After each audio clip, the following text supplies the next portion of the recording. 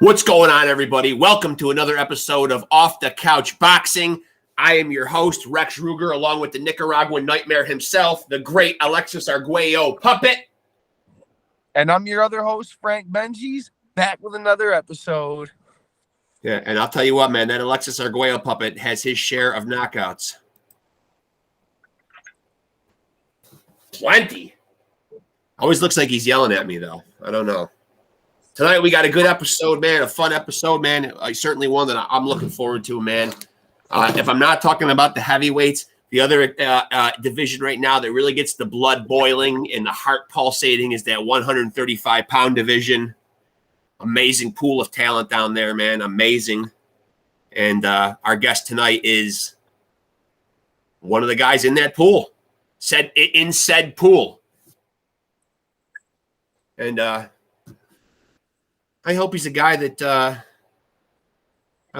people will follow and root for, you know? Easy guy to root for. Absolutely. And happens to have a twin brother too, man. So certainly got some questions about that as well. I mean, those guys had to have pulled some shenanigans when they were young, man. I'm an only child, so I never had the good fortune to – I don't know if it'd be good fortune to have a twin. I guess we'll have to ask him. I mean, an identical twin.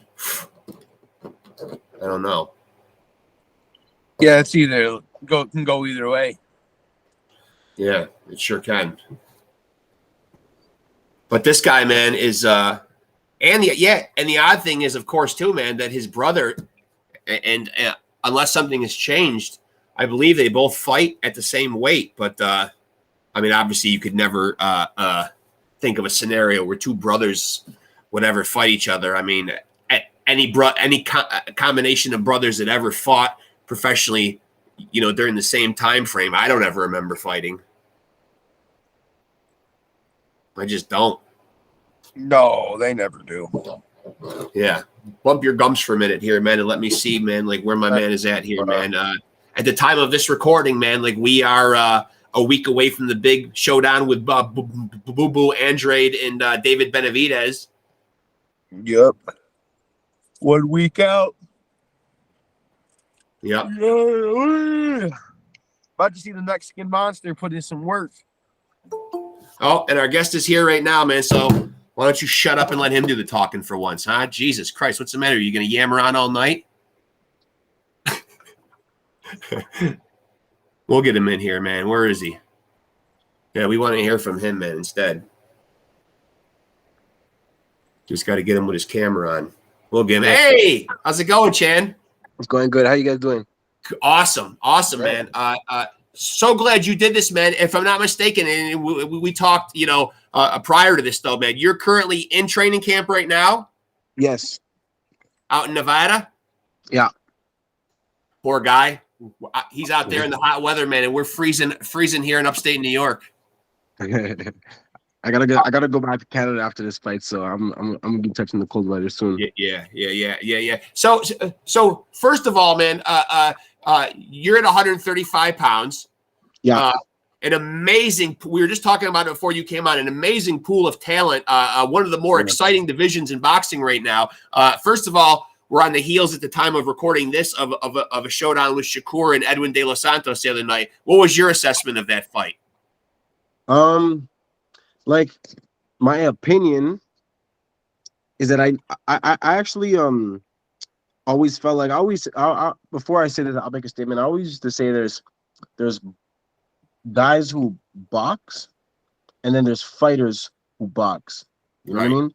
Okay. Shakur is someone to me who boxes, you know, and me and my coach always refer to Shakur as someone who wants to who's boxing in a white suit, who doesn't want to get touched, who really doesn't want to, you know, have anything, who doesn't want to have an ugly fight. He just wants you to box with him in the manner of textbook boxing. And I always felt like I always knew he was skilled, but I never knew how tough he was. And he didn't show to me all the wrinkles of a true champion. So, but when I heard he was fighting De Los Santos, I knew De Los Santos was a tough guy. From watching his last fight that he had before this, I knew he was tough and he wasn't afraid to get down. And so I was gonna, if Shakur had dealt with Dos Santos in the way that he did with all his other previous fights, I would like, you know what, I would humble myself and give him the respect that I feel like he would deserve it after a win like that. Right. It looked like to me Dos Santos felt like Shakur is as skilled as, is a skilled fighter because he was respecting him a little bit. And it just looked like Shakur understood the type of power Dos Santos had and was like, wow, this guy's punch is harder than any of the guys I ever fought before.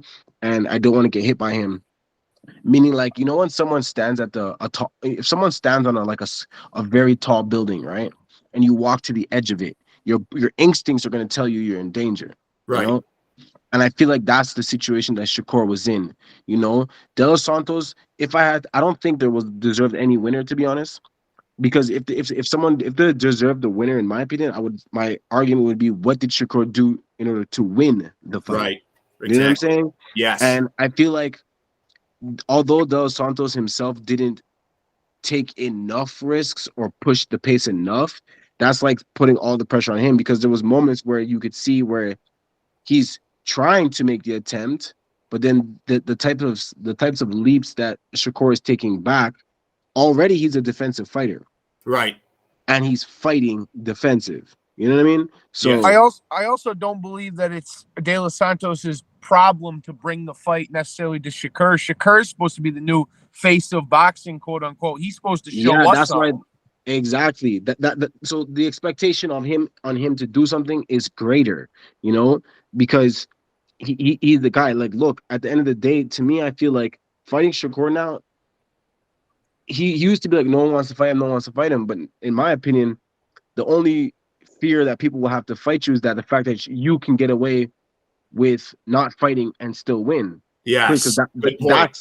That's the fear now of fighting you, is because De Los Santos, just because De Los Santos doesn't have the following or the money, let's say the money behind him, he lost because, for what reason? Right. You know what I mean? For what reason did he lose? So that's now, in my opinion, I wouldn't want to see why someone would want to fight you. And for that particular reason. Right.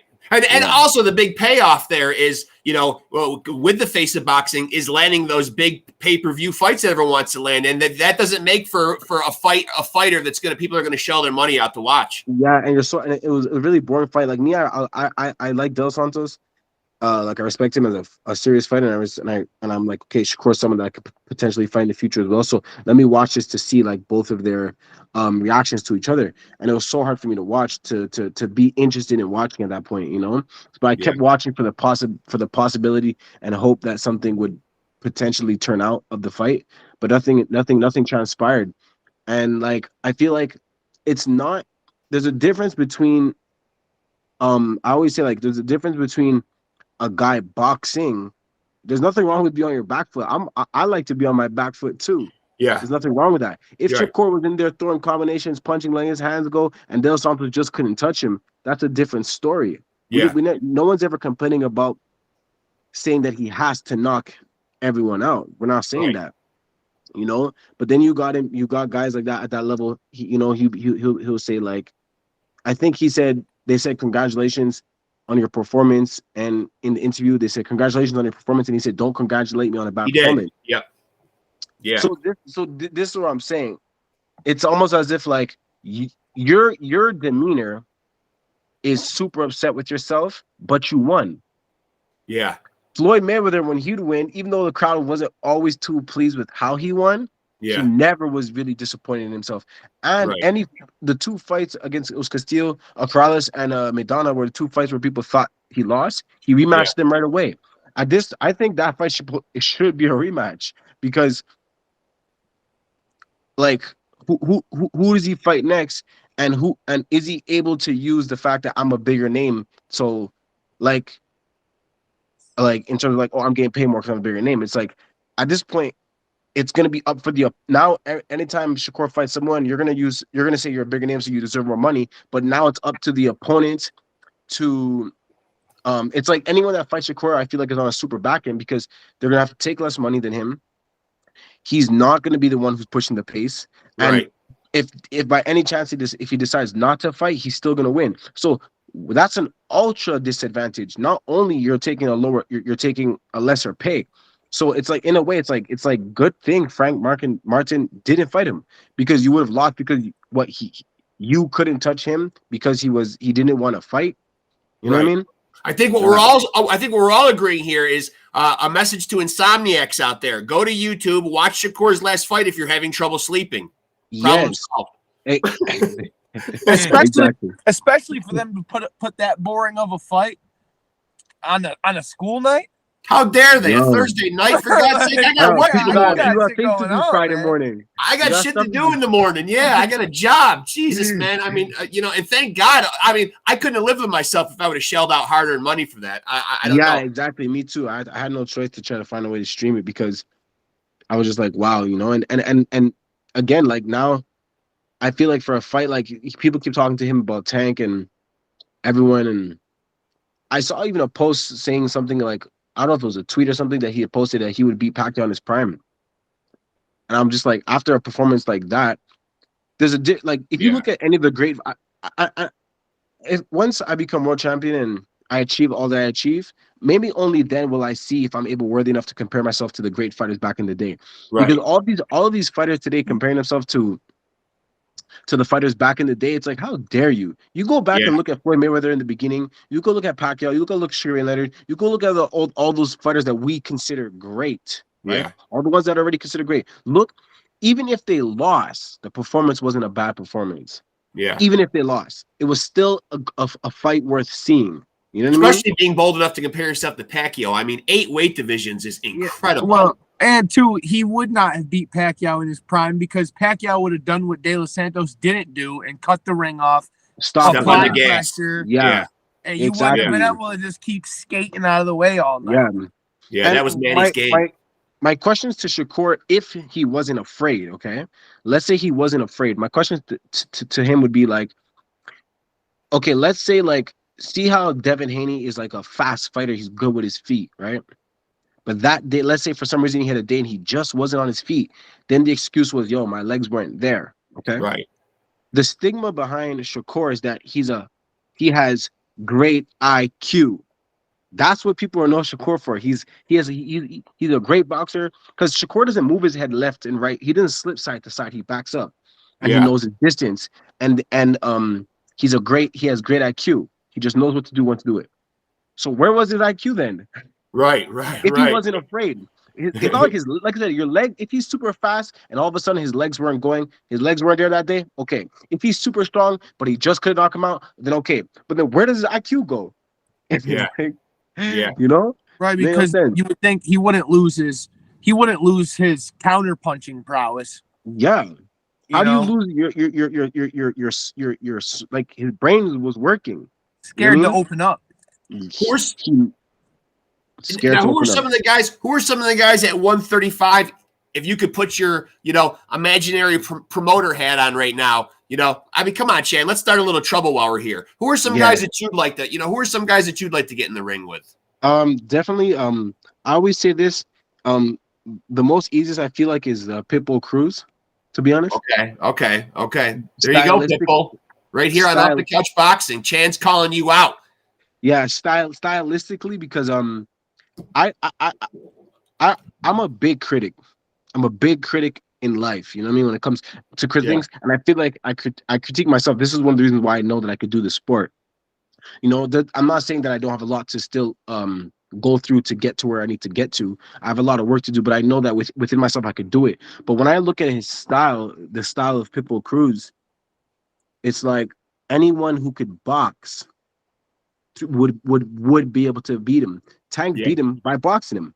Yeah. And Tank is not known for Tank's a great boxer, but he's not because he has so much power, he's more known for his power. And a lot of guys who have tremendous power, sometimes they're okay with taking a few hits to give it to land their shot.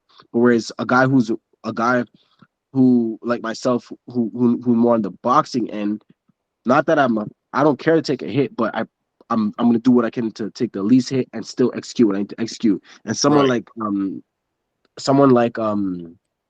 Pitbull Cruz, I saw after song his last fight just confirmed it to me even more, to be honest. You know what I Yeah. mean? Like Yeah. I was actually gonna say that watching his last fight, his Horrible. style normally to dog you and get you out of there, Yeah. but Giovanni Cabrera was there to be hit all night, and he just And he couldn't. couldn't get him out. Couldn't get him Yeah. out of there. Yeah. Amazing. Couldn't Yeah. get him out. You know what I Yeah. mean? And I feel like there's so much contradictions in boxing all the time where it's like the guy's tough. You know, it's like, oh, he's tough. Okay, but what does being tough having to do with hitting him with the right shot? When you hit someone with the right shot, it doesn't matter if he's tough. He'll go Right. down. Right. So if you, out of all the shots you landed, none of them were the right shots, either you're not that powerful, you don't know how to punch properly, or you're off balance. There's clearly something that's off. You know what I mean? Yeah. Yeah. So, Absolutely. yeah. So it's like when I look at that performance, I'm just like, yo, okay. The only thing that I have to make sure that I'm in shape for is to understand that he's going to come forward for 12 rounds. You know what I Right. mean? And Right. make sure that when I touch him, I'm hurting him to the point where now what could I do to make him hesitant to come forward as much? You know what I Right. mean? Right. So with those two things in my mind and with the boxing abilities that I have, it's well within my capability, especially if they said, yo, 2 months from now, you got like, you're fighting, you're going to fight Pitbull Cruz in March. In my mind, like, perfect. You know what I mean? Yeah. Like Yeah. there's no You'd hesitation. like that. Yeah. Yeah, no hesitation. I definitely take that. So how and why do you get into boxing? And then how shortly after, I take it, so you've got more fights. I could be wrong here, but does your brother follow you into the sport? Yes, he followed me into the sport. Yeah, and it's weird. Like I have a funny story. I've always been like a fan of martial arts. Bruce Lee has been a big like inspiration of mine. Love him. Yeah, like no best. one could tell me anything bad about Bruce. You know what I'm saying? No, To me, absolutely not. He's He might as well be a saint. He might as well be a saint. Yeah, Yeah. exactly. His Yeah. philosophy, How dare and you? his mind and everything. I just love it. And so originally, when I always, my mom would be like, Chan, like, what do you want to do? Like, as you're growing up, you know, I want to be like Bruce. I want to be like Bruce. So I said to myself, I'm going to go to the UFC. So I did I did a little bit of jiu-jitsu, and the jiu-jitsu was in the boxing gym as well. Like, so like they'll have boxing, then after it'd be like they'd bring out the mats and do jiu-jitsu. So I started doing jiu-jitsu and boxing. And then I actually had my first jiu-jitsu match before boxing, and I did 5 fights in jiu-jitsu. The lightweight division was 168 pounds, and I was 138, so it was tough. That's a little tough. Yeah, I won 4 out of the 5 fights though, which was pretty cool. And then I had it was a nice little show, and it was pretty cool, and you know, and then I had my first amateur boxing match. Although amateur boxing matches don't compare to professional matches, but the electricity, you know, in the environment and I introduced boxing to my family. So the electricity and the hype and the nerves that we all felt, I knew that boxing was for me. And I was foolish at the time thinking that, okay, I would do 2 years of boxing, master boxing in 2 years, and then do this and master that, and then go to UFC. But now 11 years, almost 12 years later, it's like I still have a lot to learn in the sport of boxing. You know, I'm still learning a lot, you know what I mean? Sure. So yeah. It's an amazing thing. And I'm a very, I would say not religious, but like people would maybe can refer it to being religious, but I'm very close. I have a really close relationship with Jesus Christ and God. Yeah. So it's like, I always, I definitely want to speak to the world just about a lot of things, and God showed me that boxing is the way that you're going to do it, and I'm going to bless you through the sport and help you get your point across.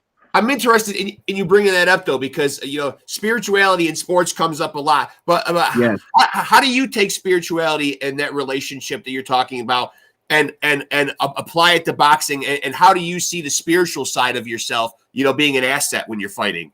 Okay, well, I'll give one example that I had said once on another podcast, where it was like, it's like, so people, if you reap what you sow, and people believe in karma, right?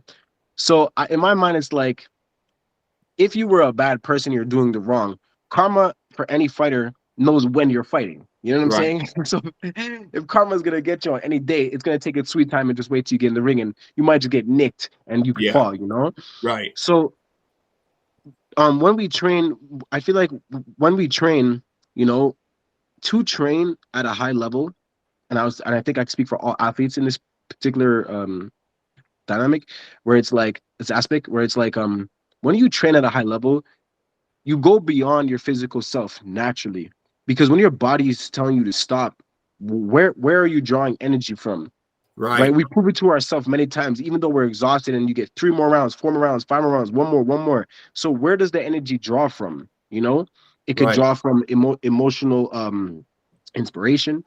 It could, but no matter what though, it draws somewhere from deep within inside yourself. You're almost saying that that's that extra gear. Like once you're spent physically, mentally, and emotionally, that spirituality is almost like a reserve tank, so to speak. That reserve tank, which it's in my opinion, it's an infinite tank. It's an infinite tank, but let's say now you reach that threshold where it's like, okay, you have to go to that tank, but every punch or every second or every movement after within that, call of power is pain. You know what I'm saying? It's like now it's pain attached to the reward to having that power, whereas if you're 100% and you're healthy and you come to not healthy, like you're full energy, you're just using your own energy in this particular moment to get through the workout, know. So to me, faith and faith goes hand in hand, because I feel like, as a fighter, it's like you're more than just you're like a representative to the people, in my opinion. You know what I mean? I've always wanted to be a hero. As funny as it sounds, that's what I wanted to be. When I watched any movies and I saw people that were like heroic, then I came across like Muhammad Ali or someone like Bruce Lee. I'm like, wow, like people look up to this type of a person. What were you when you were young? Were you a Batman guy or a Spider-Man guy? You had to want to be one of those guys, right? I think I was like a Superman guy, yeah. How do you not go with the GOAT? You're right. Yeah, because he was just like, and Spider-Man 2, in terms of like great responsibility comes great power comes great responsibility. I've always connected to like the morality of a hero. You know what I mean? The morality and how they would put themselves first, and it's like their wisdom. And on top of all of that, because if I didn't, on top of all that, what's made me love the fighting part of it is because there's a lot of people with moral that do great things in the world, but they don't have, let's say, that fighter background, right? Right. So there's two people. One who's a moral, like say he's a politician, but he's good morals, right?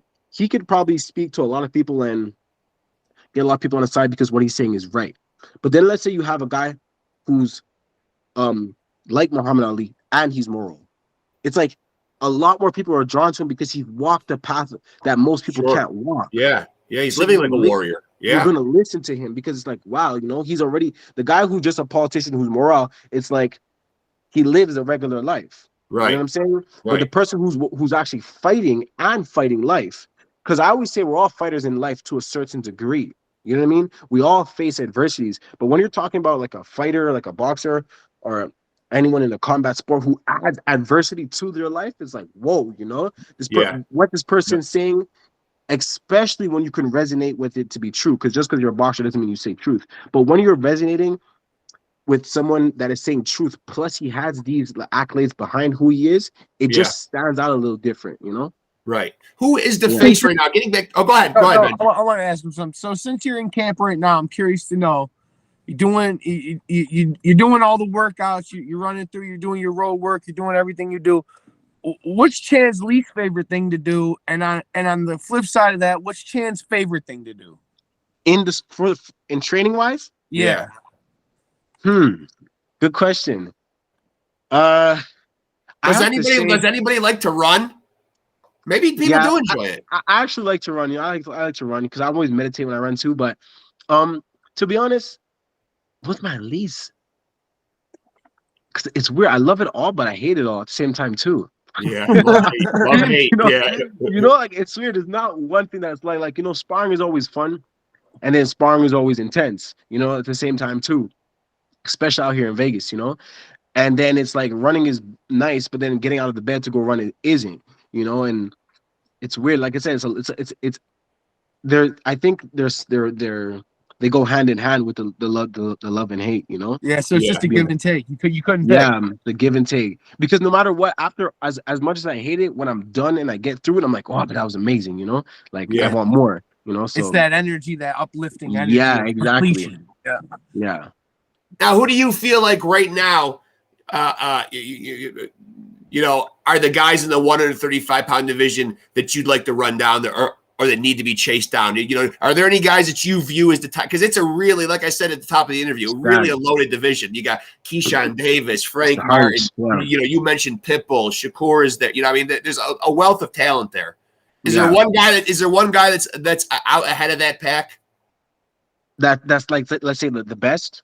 Yeah, I have to give it to Tank, especially for after the Ryan Garcia fight, because Tank, to me, we live in a world now, like, you know, like I'm 31, I'll be 32 in February, and a lot of people want to say, oh man, you know, boxing, like you're old at that particular age, but when they say that, you guys must be referring to the old times, because when Sugar Ray Leonard was 24, he fought the Hitman, he fought Duran, he fought Wilfred Benitez, he fought all these guys before 30 years old, right, back to back. So when you're having these specific type of fights, wars against the best of the best, back to back before 30, then yes. But we live in a time now where the best is not fighting the best, and look what happens when the best fights someone who's considered to be the equal to himself. It's like you're leaving the fight unscaled. Because you would even when even De Los Santos wasn't even hurt. De Los Santos could probably do another 12 rounds.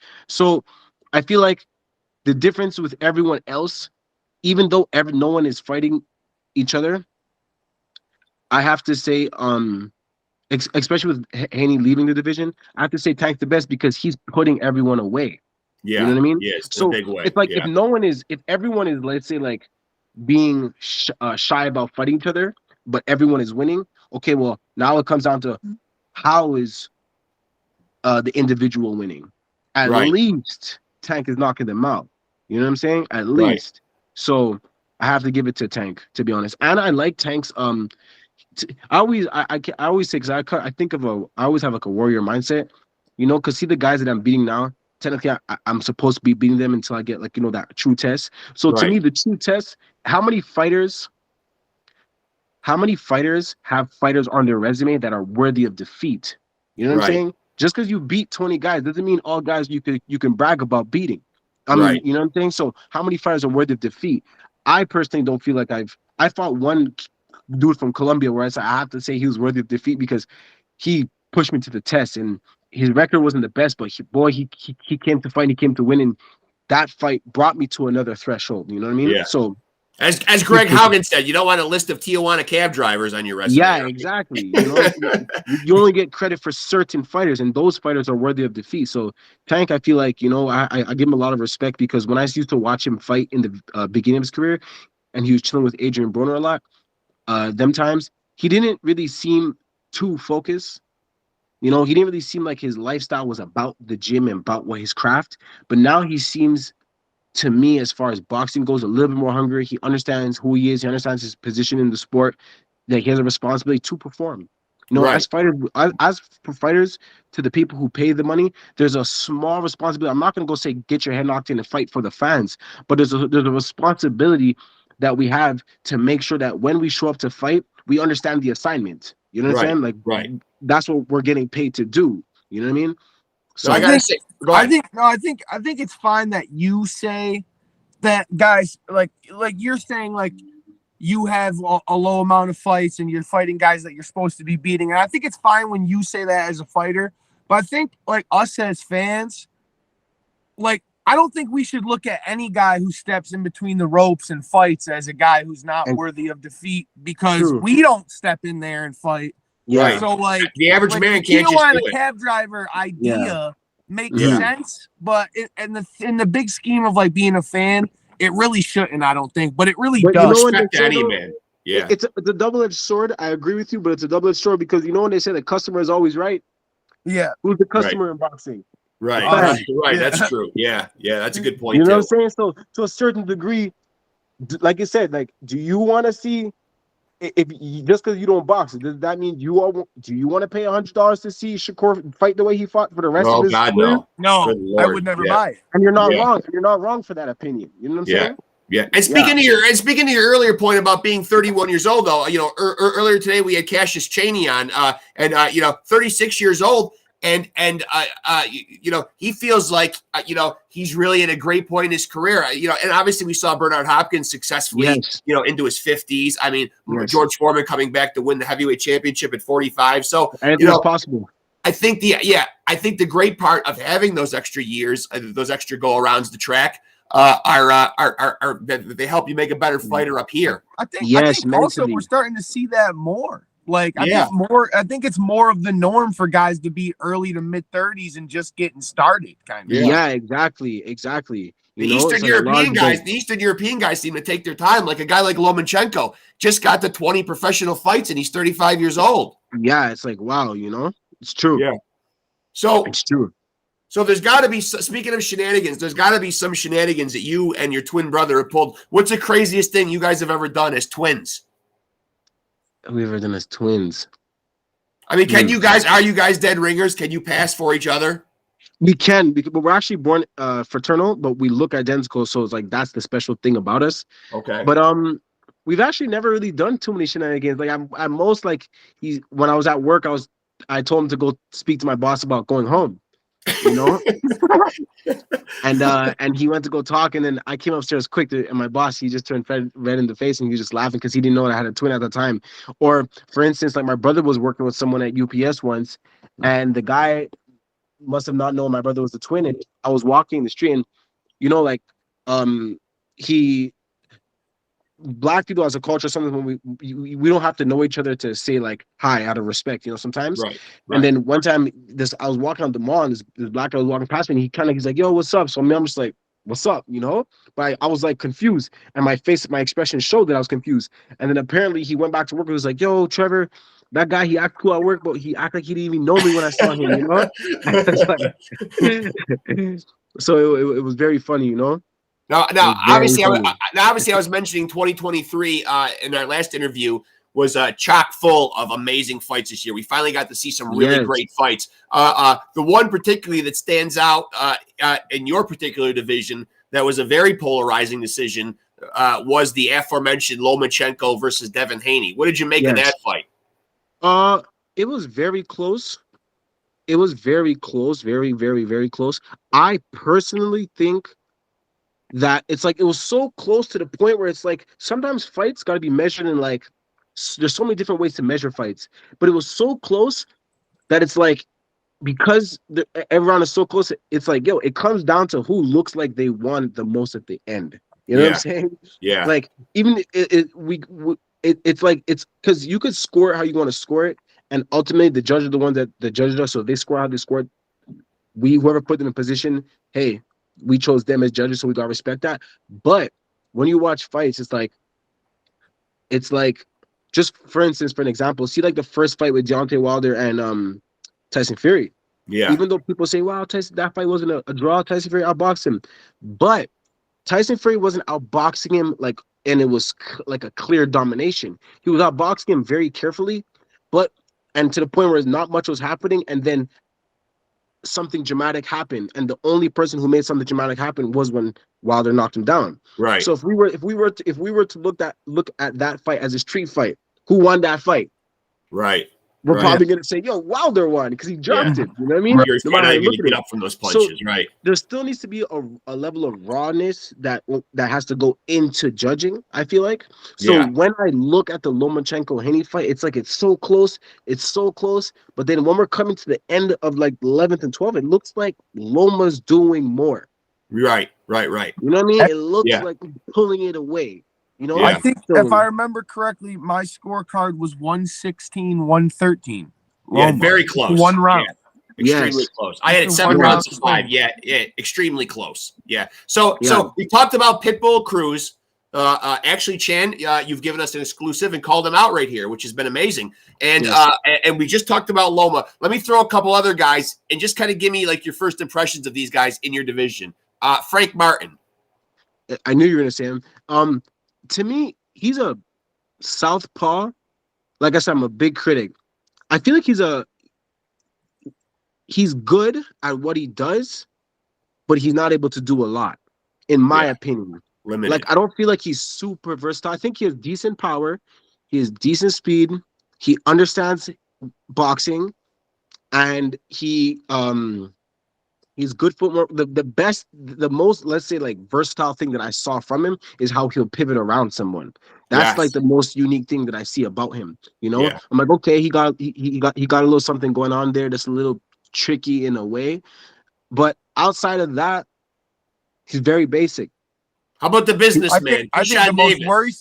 the most worrisome thing about him is if Hartunian doesn't take that knee in that last fight, Frank Martin's got a loss on the resume. Tough Yeah, fight. Tough fight. Tough fight. Okay, so exactly. how about Keyshawn Davis? Keyshawn Davis. Now, I feel like Keyshawn Davis to me is a very great basic boxer. It means he's not like, see it, like, when I say basic in terms of like, see, like I'm an elusive fighter. Keyshawn Davis is not elusive. He's good at catching. He can slip. He can roll. He took the fundamentals and utilizes them very well. It's Yeah. almost as if, like, see, there's fighters. Let's say you consider a fighter who has a personal. Let's say a fighter has his own style. Devin Haney has a style. Keyshawn Davis to me doesn't have a style. He has what you call boxing. You know what I mean? He's behind his jab. If you read, like, if you could define boxing and read the definition of boxing, what boxing is, like, the basics of it and the fundamentals of, your jab, good right hand, shoulder roll a little bit, defense, hands up, inch your way forward. He does those things well. You know what I Yeah. mean? There's Yeah. nothing. I don't see any, like, charismatic about him. You know what I mean? But he's a great boxer though in terms of what he does, and he puts himself well together. He knows himself. Last guy I'm going to throw at you, unless Benji's has somebody. Kid Austin, Floyd Schofield. You know what's funny? I think the fact that you even said him, I've been in recent. I have a strong feeling. See, we're talking about spiritual, that me and this guy are going to meet up next year for some reason. Yeah. I have a feeling. Yeah. Fireworks. Good fight. Yeah. Yeah. Exciting. It'll be a good fight, and he's someone that he I give him a lot of respect for he looks like he's in great condition year round. You know what I mean? Like I said, he's special in terms of his capability to do what he's able to do in terms of how he's switching and how he's maneuvering and how he's doing those things. But in my opinion, from the outside, it looks like it's a little bit he's not super fast. Good speed, but with all the transitioning going on, sometimes you could be doing too much. You know what I mean? Yeah. In my opinion, Yeah. So that's how I feel. I'm curious what you like. You touched on Keyshawn Davis, and I'm curious what you think about the 90-day suspension. You know what I mean? For I believe marijuana. If it's weed, then it's like, hey, I don't know why they suspended him, to be honest, because he's only doing himself a disservice. I don't know why it's weed. But if it's drugs, if it is drugs, then 9 days is not fair. And it's like, these guys, just because these guys are surrounded by money or surrounded by people who are been in box for long, the rules gotta be across the board. Yeah. You know what I'm saying? I absolutely love weed, but I never feel like it enhanced any of my athletic performance. Yeah, exactly. If he's smoking weed, then I don't know why the suspension should be there. And that makes no sense. He if he wanted to smoke before coming into the fight, and as long as he didn't smell like it, then by all means, that's his fault. You know what I mean? What's the timetable for you for when you'd like to actually, either be in contention for or fighting for, a major Next world year, title? to be honest, next year. Yeah, that's what we're it's like, either it's like what I predict with what's going on with my team and my promotion is I will fight for the WBA next year, or I'll be in position to be the person. But it's like by the end of the year, I will be the guy for the number one spot. You know what I mean? To fight for it. You know what I mean? So and since we don't have him on here, any updates on Trevor? Anything we should know about him? Any upcoming fights? We actually spoke yesterday. I think he's fighting. I think on BoxRec they posted him on January 20th. Okay. He's fighting January 10th. He fought last on Pro Box. He was out for 6 months, so he didn't have his best performance, but it was a good fight for him to get back into the groove of things because he had torn his bicep in March. Yeah. And so he was out for the 6 months, and he just had some personal things going on with him in his life that he had to sort out. Yeah. But at the same time preparing for his fight, so it was kind of a bit much that he was going in with this fight. But he did what he had to do to win, and it was a great experience. That was tough and awkward, so it showed him a lot about himself. I want to say before I was taking down some notes and obviously making some bullet points of stuff to talk to you about. And at first I was struggling to find, what your nickname was, which is very important. But I'm telling you, you made a great choice with Chan the Man. Yeah. Fantastic. That really flows good. Chan the Man Thonson. You couldn't have done better, my friend. I'm telling you. Thank you. Amazing. Benji's a solid nickname. Absolutely. Yeah. I gotta say too. I don't know if you've ever been, but you definitely should come up to upstate New York, to Canastota, and check out the Boxing Hall of Fame, man. We live right in the backyard of that. I fought right there, down the road. Yeah. I fought there last year on the Hall of Fame weekend against Tyler Tomlin on the Showbox. undercard of a Jagba? Yeah. Oh, okay. I was the first. There was 3 fights that were aired on Showtime. I fought. They brought me in as the opponent to fight a guy named Tyler Tomlin, and I stopped him in the 5th round. Yeah, that's right. So you were at the Turning Stone Casino then? Yes. Yeah. See, that's what working in healthcare really sucks. Every other weekend, have to work and miss out on things. This year, though, I will be there. But I think Benji is speaking more in the sense of like even walking around on the grounds. You're very fan accessible and a very affable guy. I think fans would really like warm to you. And really I would definitely because honestly, we didn't have too much time there, and then that camp was my first time ever like training in Vegas for training camp. And I went through just preparing myself for Showtime, and it was like I was so after the fight, it was weird. Like when I didn't even take no damage in the fight, but I actually injured myself my left leg 10 days prior to the fight. I could barely even walk. I don't know what happened. I was in sparring and it just felt like my leg like seized. And I told myself, I'm like, yo, one leg, no leg, I'm beating this guy. Like I'm not losing this opportunity. Showtime, Hall of Fame weekend. I'm like, nah. And I ended up beating him. But after the fight, my body, just from like the training camp when I kind of was done, and just from like having the pressure of Showtime and being on such a big stage for my first fight, when I was done the fight, my body kind of was like swelled up a little bit. So we didn't even stick around. We just went straight back home. Now, who is this guy that you're fighting the 1st of December? He's a southpaw. I gotta go back to my box right to see. I didn't look too much on him just yet. I was gonna. We just want to. Obviously, we just want to know. We just want to know who we got to talk trash to. You seem like a nice, humble, respectable guy, so we'll do it for you. We're gonna warn this guy right now. Hey, you got an ass kicking coming your way, man. Yeah, his name is Will Mac Canonico Brito. Oh, forget it. We're not going to try to say that. Yeah, 12. He was 12. He's 12-3. We were supposed to have fight a guy who was 16-1 on Showbox on the 15th, but then it was locked in, and then for some reason they chose to fight someone else, and then we were supposed to fight this other softball who was 33-4, which I wanted because he had fought. I think he had fought Jojo Diaz. And Jojo Diaz was the only one who stopped him. So me, I'm like, yo, I want that. If I want to stop him too before 7th round. And then I don't know what happened. He must have pulled out again. So then it was kind of getting last minute. So they just had to give me this guy right now. Is that important to you to stay busy? I mean, this is your 3rd fight this year. In 2022, you fought 6 times. I mean, that's a lot. Yeah. Definitely stay busy. Especially like the fact that my promoter is sending me to Vegas. And is keeping me around other hungry fighters. So it's like as long as I'm getting my 4 fights a year, especially when it gets harder, it'll go down a little bit. I don't mind fighting 3 times a year. 3 times a year is the most minimum I want to fight, especially when as long as I'm in good training camps, and I have strong people that I'm working with, because when you're in Vegas, some of the sparrings that you be doing are close to are harder than the fights that you fight, Right. So right. Yeah.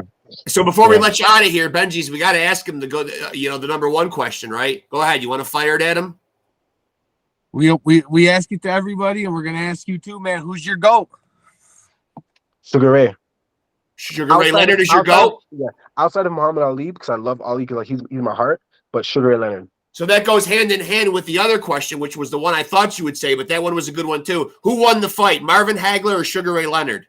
Sugar Ray Leonard. Yeah.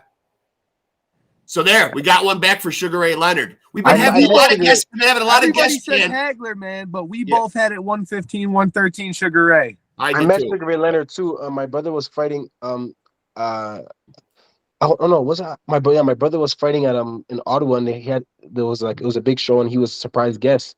not surprised guest. He brought him as a guest, and it's funny. His manager was like flirting with my mom, and they stayed in contact a little bit. And then with the picture that we had took, and the manager had blowed it up, had Sugar Ray let us sign it, and he sent it back to us for our birthday. That's So it was nice. pretty cool. That's Yeah. nice. And Yeah. I'm from Montreal, and he won the Olympics in Montreal too. So Well, like, sometimes, so sometimes in order to promote our, you know, we've got our YouTube channel, but you know, to promote on Facebook, we've recently started doing this like little top 3 list that we do, and the one we just did tonight was top 3 biggest upsets. And when I went to make the list, I started to have Sugar Ray and Hagler on there because I saw it was on a lot of lists online. But then I thought it's not really that big of an upset, though. No, it's not that big compared to all the upsets that have been taking place in boxing. That's not even. Sugar Ray had already been great. He'd already been great. Yeah, you know? exactly. He'd had a long layoff, but I mean, he was still Sugar Ray Leonard. You know? Yeah, exactly. Well, wow. I mean, it's been absolutely a pleasure getting the chance to talk to you, man. And we so appreciate you taking the time. We know you're busy with training camp, and you know probably want to get your routine in and your rest in. So we appreciate you taking some time with us, man. Absolutely. This has been fun. We'll definitely. I'll continue to follow you guys' page as well, and please do. We can do a back and forth thing. You know, this is what makes reporters great too. Is the journey of the fighter and the reporters. You know, so absolutely, man. And we are on board, man. And we certainly want to consider you a friend of the show and have you back on from time to time, man. We'll definitely keep in touch. Yeah, I'd be honored. And best of luck on December 1st, man. We're in your corner, man. We'll be checking out. Thank you so much. I appreciate it. Yeah, we appreciate you, man. Yeah, lots of love, man. Appreciate it, man. Yep. Later. Bye. Bye. Nice kid, man. Nice kid. Yep. I feel like now I can call almost anybody a kid at 50 years old. This guy's 31 years old. I can't call him a kid. He's older than me. Yeah, great guy though, man. Great guy. To recap, for people that may have tuned in, no, nobody's gonna tune in. But to recap, let's see. Thonson calling out Pitbull Cruz. He's obviously called out Pitbull Cruz. We've agreed that CHANN the Man Thonson has one of the greatest rolls off the tongue ever in the history of nicknames. Yeah. He made the right call with Sugar Ray Leonard, at least in our mind, over Marvelous Marvin Hagler. And again, this is I certainly don't want to take offense to this, and I feel like I really have to put this out there now. I only scored the fight for Sugar Ray Leonard, but I was a huge Marvelous Marvin Hagler fan. And I just want to say that because James Hagler is a friend of the show, just sent us a nice little promo video shouting out our channel. Of course, the son of the late, great Marvin Hagler. Dude, Marvin was that guy. I don't say it with any vindictiveness. It was a fight, man. You got to look at a fight objectively and score it. And I do believe not ill will towards anybody. And I do see why people put that fight on a lot of lists as Sugar Ray being an underdog, because he had never fought at middleweight, and Marvin had been that guy, as you said, at that division for a long time. Plus, Sugar Ray had the detached retina. He was coming off nearly a 3-year layoff out of the ring. Came out of retirement specifically for Hagler. Was sitting ringside when Hagler beat John the Beast Mugabe. Saw something in Hagler that made him say, I'm going to come back just specifically for him. But, I mean, who the hell can't root for that guy, man, and that big beaming smile and that affable personality? CHANN the Man Thonson, a great guy. I've had my eye on him for a while, man. He's going to do big things in that 135-pound division. He didn't sound too impressed by any of those cats. Now, I was going to say the same thing. He said all the right things. Frank Martin, not that good. Keyshawn Davis, not that good. Very relaxed and calm, man. You get me? Very relaxed and calm. It wasn't about getting animated and puffing out his chest or everything. Just very calmly gave an accurate assessment of an honest portrayal, I think, of how he views these guys. Right. And you know what? That's the way he should view them, though, because he should think that he's the big fish, at 135. He's trying to land fights with these guys. 15-0, 12 knockouts. Excuse me. Some other sucker's going to get it on December 1st. I mean, you heard him say, dude, he got that stoppage in the 5th round right in here in our backyard in Vernon, New York, and he had it on one leg. Shout out to the Turning Stone Resort and Casino, man, who is now very much involved in the Hall of Fame weekend. Here in our backyard, Canastota, New York, the famed International Boxing Hall of Fame, which should be bigger and better, but I won't get started on that little diatribe right now because I don't want to get my blood pressure up. But boxing should have a hallowed ground. Right. It just should. I mean, we're failing, man. We've got a broom closet with plaques. I mean, I want to see this thing grandiose. Right.